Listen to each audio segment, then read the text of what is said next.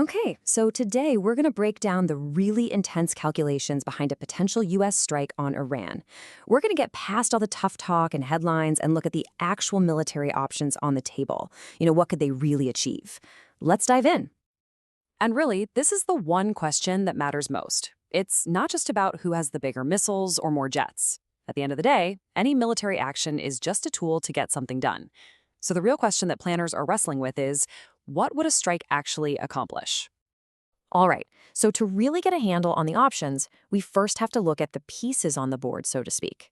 And things have gotten serious lately, shifting from just heated rhetoric to a very credible threat. Why?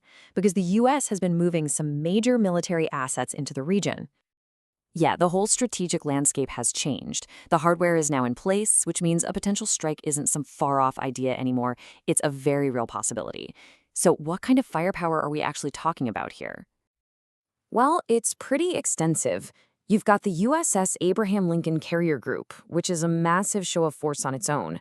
Add in destroyers loaded with Tomahawk cruise missiles, a whole wing of F-35s and FA-18s, and, this is key, the EA-18G Growlers. Those are the jets specifically designed to jam and just shut down enemy air defenses. Throw in some Patriot and THAAD missile batteries, and a bunch of F-15s, and you are looking at one seriously formidable force.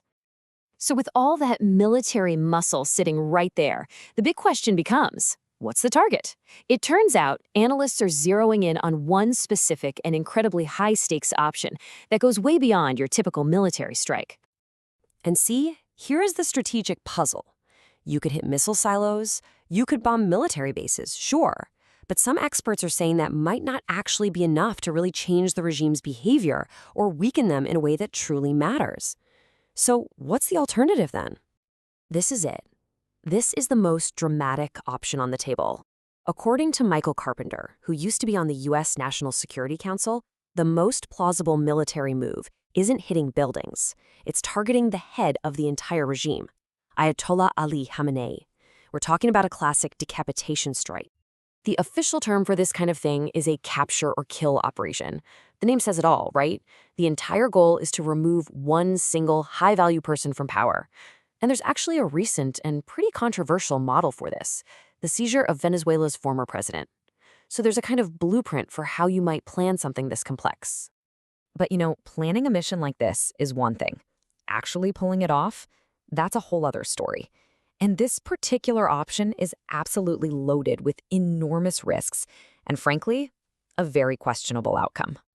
And get this, even the expert who brings it up as the most plausible option, Michael Carpenter, immediately warns how dangerous it is. His own words are that it's a very fraught operation with a dubious outcome. So let's break down exactly why it's so incredibly risky. You've basically got two ways you could try this. First, you could attempt to capture him. But that would need what analysts call exquisite intelligence from the inside. We're talking sources deep inside the regime. Without that, your chances are pretty slim. The other way is an assassination attempt. Now, some think that might be less risky from a tactical standpoint, but it's also an extraordinary escalation, and it would pretty much entirely depend on convincing members of Khamenei's own security team to turn on him. Now, on the other hand, there is one potential advantage for any attacker, and it's a big one. Iran's air defenses are thought to be relatively weak. We've seen in past encounters, for example, that Israeli jets were able to fly over the country. That kind of thing might just give planners the confidence that an attacking force could actually get through. But of course, an attack like this, whether it works or not, doesn't just happen in a vacuum. A response from Iran isn't just likely. Analysts are saying it's an absolute 100% certainty. And look, we don't even have to guess about this. Iran's president, Masoud Pezeshkian, has said it himself, plain as day. Any attack on the supreme leader would be seen as a declaration of war. So what would the first few hours of that war actually look like? Well, according to the analysis, Iran basically has three big military cards it can play immediately.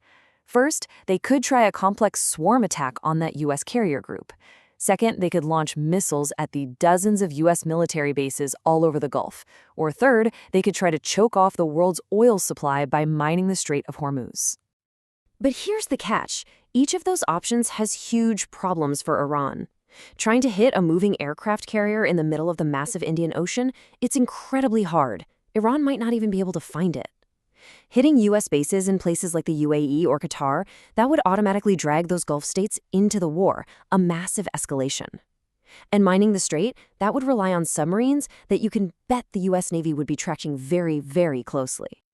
So all of this brings us to the final and maybe the most important question of all, the strategic aftermath.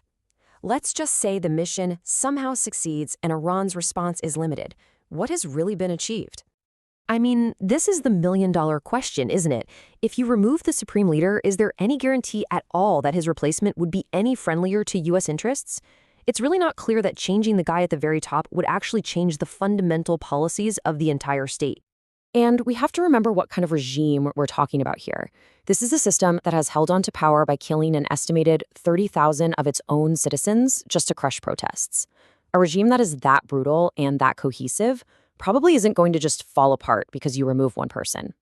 So when you boil it all down, the analysis basically concludes that in this really complex standoff, the chance of some kind of instant knockout punch is pretty slim for either side. The U.S. faces massive risks in any attack, and Iran has major problems with any response. There are just no easy moves left on this chessboard. And that leaves us with this final, really nagging question, the one that planners have to be thinking about right now. If a quick, clean victory is impossible for everybody involved, then what would winning a conflict like this even look like?